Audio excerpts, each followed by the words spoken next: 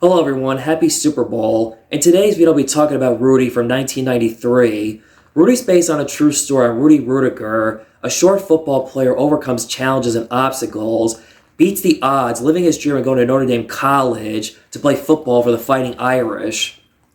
Not only is this video going to be a topic and review on Rudy, this will also be a video on why I love this movie so much and how this movie has had an impact on me over the years as I've gotten older in life.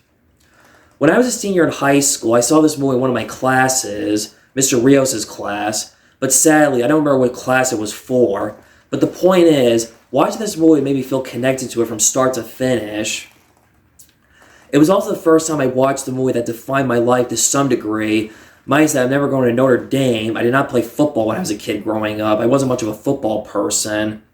That's okay, I'm too smart for Notre Dame. It's too expensive. I'm just kidding.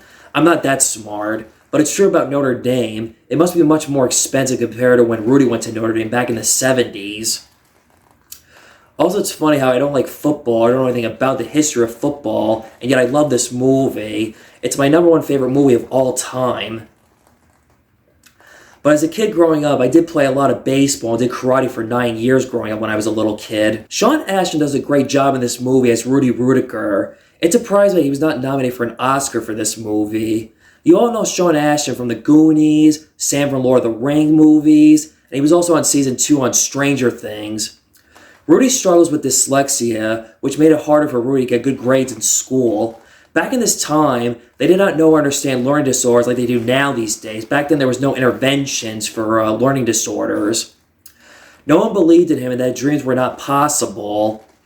Despite his obstacles, he's motivated, he's determined, hardworking. Like anyone, he gets frustrated sometimes when things don't go his way. You feel bad for him when he gets rejection letters until he finally gets accepted to Notre Dame and finally plays on a football game. Rudy wasn't the greatest football player or gifted athlete. Rudy was not a big guy, the tallest, strong, quick, or fast. He played hard with his heart, just like Rocky. He did not care about fame, being an All-American. He just wanted to be a part of Notre Dame college football history. People tell him what to do, but he doesn't care. He tries not to listen to the naysayers, and that motivates him to work hard at what he wants in life. People think he's weird and crazy when he tells the coach of the grounds crewmen at Notre Dame he wanted to be a part of the Notre Dame college and play football. Throughout the entire movie, you root for him from start to finish to live his dream of playing football for the Fighting Irish at Notre Dame College. Phase 1 of this movie is getting to Notre Dame College. Phase 2 of this movie is playing one football game his final year at Notre Dame College. From doing some research and reading about the making of this movie, according to the real Rudy Ruettiger from Fact and Fiction, the one they don't show in this movie or mention about after high school, Rudy was in the Navy for 2 years. I guess that was not too important to the story. It had nothing to do with him going to Notre Dame College. As I said before, I don't like football. Rudy's a big diehard fan of football and Notre Dame Football College. Not being a football fan, I can still relate and understand how he's a big fan of something. That's how like similar with me with like being a baseball fan, a diehard fan of the New York Yankees, or a movie buff in general. Amazing to still identify with someone being a fanboy of something but different hobby and taste. Because of this movie, I have a little knowledge on Notre Dame Football College because of this movie. I might have said this before in one of my past previous videos, just like Rudy, I also struggle with a learning disorder called auditory processing disorder, which is different from dyslexia. Dyslexia is where people have a hard time reading certain words. With ADP, I hear things differently, or sometimes I don't always remember what I read, but at the same time, I've overcome and learned how to read better and remember things better with simple tricks and accommodations. The Catholic high school teacher was a jerk. Anytime I watch this movie, part of me wants to jump in the movie and punch him for not understanding and not being flexible to understand that Rudy was smart in his own way. He just struggled with dyslexia. But again, they did not understand that back then. Every time I watch the scene when he tells Rudy not everyone's meant to go to college, I get angry when he says that to him. Maybe true, yes, but don't let people like that win their point in life.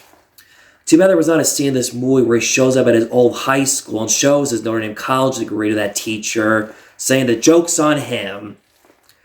I can relate to Rudy on teachers like that I've had in my life who never understood my learning disorder despite I went to BOCES, but sometimes like anything else, it's still a long way from being understand about ADP. Not to mention names, I've had teachers in my past who said I was not good enough in this class. Hope they watch this video someday and see how far he got in life. Rudy's childhood friend Pete was the only one that believed in Rudy and supported him until he died in a mill explosion. After his death, Rudy realized his life is too short. It was the moment he decided to pursue his dream going to Notre Dame College. Compared to watching this movie as a teenager as an adult, I have a different perspective and connection to this scene. Seeing his friend die, Rudy at the funeral, I teared up a little bit, reminded me how when I lost my friend Chris Mano 2 years ago around this time. I can really understand with Rudy how hard it is to lose a close friend who was like a brother to me. The difference is, Rudy's friend died in a steel mill accident. My friend Chris had a personal medical condition. When Rudy tries to enroll, he meets a priest who gets him to a community college. But before he does that, there is a misunderstanding. He thinks that Rudy wants to be a priest, and he tells the priest, "No offense, but being a priest is not for me." The real Rudy Ruettiger has a small cameo in this movie. He's in the football stands behind Rudy's family. A little Easter egg for you all right there. Rudy's dad is not a bad person. He doesn't believe or support Rudy. Also, he lives in a different time period in his head. How his father had no education and managed to do well owning a farm and land during the Great Depression. He went in the same direction as his father. He worked with no college education. The conversation he has with Rudy before going off to college, he tells him that Notre Dame is for rich kids, great athletes, and not for his family. That he can still have a good life as a Ruettiger, but he tells his dad, "I don't want your lifestyle or my brother's." Rudy wanted to live the life of Rudy, not his dad or his brothers. Another thing I can relate to and identify with Rudy in this movie. Not that Rudy was not proud of his name, he wanted to live the life he wanted and his dreams, of course. We're all trying to live our life's versions, not our parents' versions. But back in this time, people only thought that college was only for like really smart kids and a high rich class.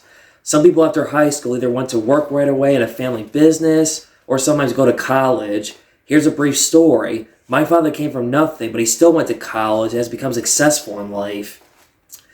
I'll admit, for me with school and college, it was not easy for me and not a cakewalk home.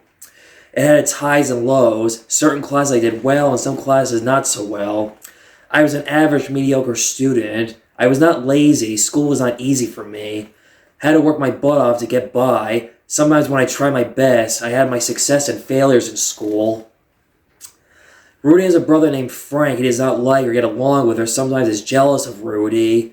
He does not support his dreams of going to Notre Dame College, just like his father. His other brother was a little supportive, though. Lily Taylor you might recognize from the first Conjuring movie. She plays Rudy's girlfriend, but she does not support him. All she wanted to do was get married and have a family. When she does not support Rudy's dreams and goals, she marries one of Rudy's brothers. When he finds out, he leaves the Christmas party. I don't blame him. We can all relate to having those awkward moments, running into an old familiar girlfriend or boyfriend from the past. It shows that she was not going to wait for him after he finished college. Lesson learned right here, boys and girls. The best revenge is success. A very young and unknown Jon Favreau is in this movie before he was a big famous film director. He plays a tutor who helps Rudy overcome his learning disorder and help him get into Notre Dame College. He's a smart, bright guy, but he's shy around girls. Him and Rudy have an agreement. He tutors him for free and he helps him find a girlfriend. The girl he ends up with, I don't know her name, who this actress is, but I don't know why. She looks like Gilda Radner. After he helps Rudy, they become good friends. Jon Favreau later going to direct movies like Elf, Iron Man movies, Cowboys and Aliens, Zatora, Chef, and he also did 2 Disney live-action movie remakes, The Lion King and The Jungle Book. Charles has done a grounds crewman who Rudy first meets at Notre Dame. He works for him as a grounds crewman for free. His motivational speech to Rudy is something I go back to sometimes, that and Alien 3. Despite that was not one of the best ones, he was the one good part in that movie, which I'll explain later in a future Alien 3 video. He lies to Rudy that he's never seen a game, about he's seen a lot of games at Notre Dame football. He's never seen one from the dugout bench. It's a little twist when he reveals to Rudy he was once a football player at Notre Dame College, and he quit the team from always being benched, then he was being judged based on his color. He tells Rudy to go back on the team and not let them get the best of him or dominate him, making sure that Rudy did not make the same mistake he did, regretting the rest of his life, quitting the football team. From what I've read, this character is fictional, he was not real. At the same time, I love seeing Charles has done in this movie. No matter what he does, he always gives it his best performances. He secretly pretends to give Rudy a key to some place for him to sleep. I'll admit, I know that Charles S. Dunn is known for the show Rock. I've only seen like random clips on YouTube. I've never seen a full episode. Also, one thing I want to point out, if this character went to Notre Dame College, how did this guy go from a Notre Dame football player to a grounds crewman at the college? A very young and unknown Vince Vaughn was in this movie before he was a famous actor at the time. He plays one of the football players. Vince Vaughn and Jon Favreau were later going to do comedy movies later, like Couples Retreat, Four Christmases, and The Breakup. They also did Swingers 3 years later, which I've never seen before. They also did a movie called Made from 2001, which again, I've never seen that film before. I would like to check these movies out at some point in time. Jason Miller, you might recognize as Father Karras from The Exorcist, plays a Notre Dame football coach. I don't know anything about this character he plays, what his character is based on from this movie, if he's a very famous, well-known football coach at Notre Dame back in the day in the 70s. When he first meets Rudy, he thinks he's crazy. When he's finally on the football team, Rudy asks if he can play at least one game in his senior year, and he agrees. But because of the rules and doing what's best for the team, he decides and agrees Rudy for one game next year. He likes Rudy's hard work, dedication, effort, wish that every ball player was like him. Just when Rudy thought he was finally going to get a break, the coach quits and they hire a new coach. Rudy's back to square one again. Rudy almost quits when the coach won't let him play. The team gave up their jerseys in front of the coach wanting Rudy to play because they believed he deserved it. The ending to this movie is just pure joy, a feel-good, happy ending and beautiful. It puts a smile on my face when I finally see Rudy achieve success. Rudy finally gets to play one game and live his dream. The crowd shouts his name, Rudy, Rudy, Rudy. Finally runs to the football field and plays football for Notre Dame College. After all the hard work, obstacles all paid off for Rudy in the end. It was not about Rudy proving to his friends and family. He proved to himself that he can do anything in life to accomplish, putting his mind to it. After Notre Dame's victory, the team lifts him up on the field. According to this, he's the last player in Notre Dame football college history to be carried off the field. This was 1975.